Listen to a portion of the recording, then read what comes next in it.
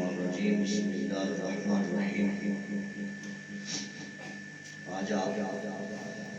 سماعت کریں گے دوسرے پارے کا خلاصہ تفسیر کہ دوسرے پارے میں کیا کیا بیان ہوا ہے، اس کا 10 سے 12 منٹ کا مختصر ترین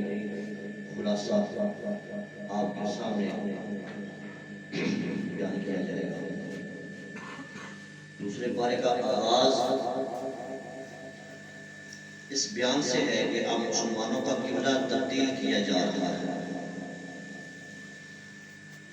ہر دھرم لوگ اور منافقین اس پر اعتراض کریں گے کہ یہ کیوں ہوا۔ دراصل رسول اللہ صلی اللہ علیہ وسلم کے مدنی دور کی ابتدا میں 16 سے 17 مہینے تک بیت المقدس کی جانب منہ کر کے مسلمان نماز پڑھتے رہے۔ پھر ایک دن کیا ہوا کہ ظہر کی نماز کے دوران رسول اللہ کی خواہش پر اللہ تعالیٰ نے بیت المقدس کی بجائے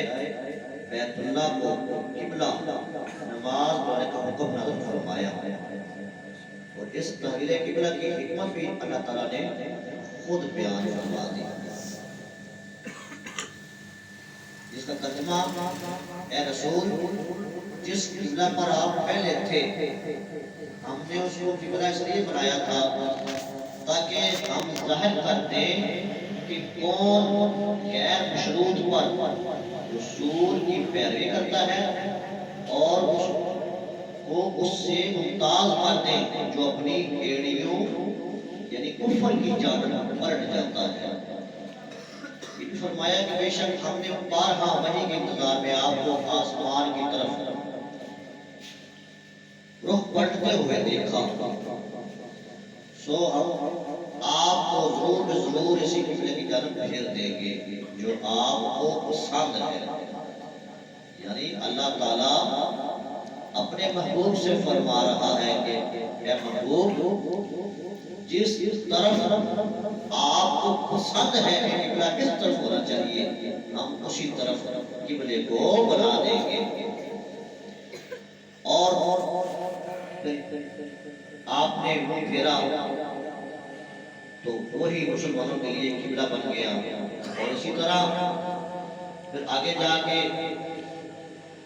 آیت نمبر 153 تا 155 میں ہر مصیبت کے وقت صبر اور نماز کو اللہ تعالیٰ کی نصرت کا وسیلہ بنانے کی تعلیم دی گئی ہے، اور راہ حق میں پیش آنے والی آزمائشوں کا ذکر کیا گیا ہے جو دشمن کے خوف سے ہو، بھوک ہو، جان مال اور اولاد کے طرف ہونے کی صورت میں